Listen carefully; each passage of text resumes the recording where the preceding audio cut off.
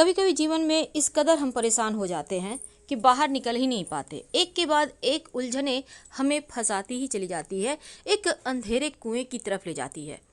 तो आज हम आपको शत्रुओं से मुक्ति पाने के एक छोटा सा प्रयोग बताएंगे। ये प्रयोग आप किसी के लिए भी कर सकते हैं और ये प्रयोग करने के बाद आपके दुश्मन शांत हो जाएंगे। वैसे तो शत्रु मुक्ति के बहुत सारे प्रयोग हैं, लेकिन अगर आप ये प्रयोग कर लें तो आपको दोबारा से कोई प्रयोग करने की आवश्यकता ही नहीं पड़ेगी। क्या करेंगे? बहुत सिंपल है, बहुत छोटा सा प्रयोग है, पर आपकी मन्नत जरूर पूरी होगी। देखिए, शत्रु विरोधी जब परेशान करते हैं तो जीवन तबाह हो जाता है। आपका ऑफिस हो, व्यवसाय स्थल हो, घर परिवार हो या फिर आपके पड़ोसी हो, शत्रु तो शत्रु होता है, वो शत्रुता निकालेगा ही। अब एक छोटा सा काम करना है आपको, जिससे आपके जीवन के रास्ते आसानी से आप काट सकें, चल पाए 2 कदम, क्योंकि बहुत लंबी है ये ज़िंदगी। और अगर इस तरह से उलझने आती रहेगी तो आप बीच रास्ते में हार जाएंगे, और हारना नहीं है, क्योंकि मनुष्य जन्म दोबारा मिलेगा या नहीं ये भी बहुत मुश्किल है। अब सबसे अच्छा तो मनुष्य जन्म है, तो इसको क्यों गंवाया जाए? तो क्यों ना चीज़ों को बेहतर किया जाए थोड़ा सा मेहनत करके।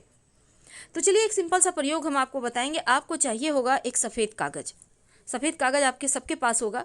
सफ़ेद कागज़ कौन वाला लेंगे? मैथ जिसमें बनाते हैं वही कागज़ लेना है, याद रखिएगा। अब इस कागज़ पर काजल या फिर काले पेन की सहायता से अपने दुश्मन का नाम लिखें। याद रखिए, काजल या फिर काले पेन की सहायता से लिखना है शत्रु का नाम। अब कितने शत्रु का नाम लिखेंगे? कितना भी हो शत्रु, आप नाम लिख लीजिए। अब इस पर 2 लौंग रख दीजिए। अब मन में भाव रखिए कि आपके शत्रु शांत हो रहे हैं, आपके शत्रु अब आपको परेशान नहीं करेंगे, ये दिल से भावना रखिए। और फिर इस कागज़ को जला दें। घर में ही कहीं पे साइड में आप कर लीजिए, बस बातचीत कम कीजिएगा, इस समय नहीं कीजिएगा क्योंकि टोटका है।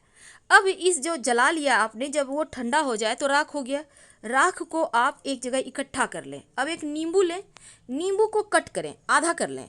अब इस राख को नींबू पर डाल दें और दूसरा भाग भी नींबू पे चिपका दें, यानी कि दोनों पार्ट को फिर एक साथ करके उस नींबू में एक सुई या फिर कील चुभो दें और दोनों पार्ट जैसे जुड़ जाए। अब पास में आप इसको रात भर अपने पास ही रखिए, घर में ही रखिए। अगले दिन सुबह सुबह, जैसे कोई टोके नहीं देखे नहीं, पास के किसी भी वृक्ष के नीचे जाएं और वहां पर गड्ढा करके उस नींबू को वहां पर गाड़ दें। बिना पीछे मुड़े घर आ जाएं, दुश्मन शांत हो जाएंगे। धन्यवाद। फिर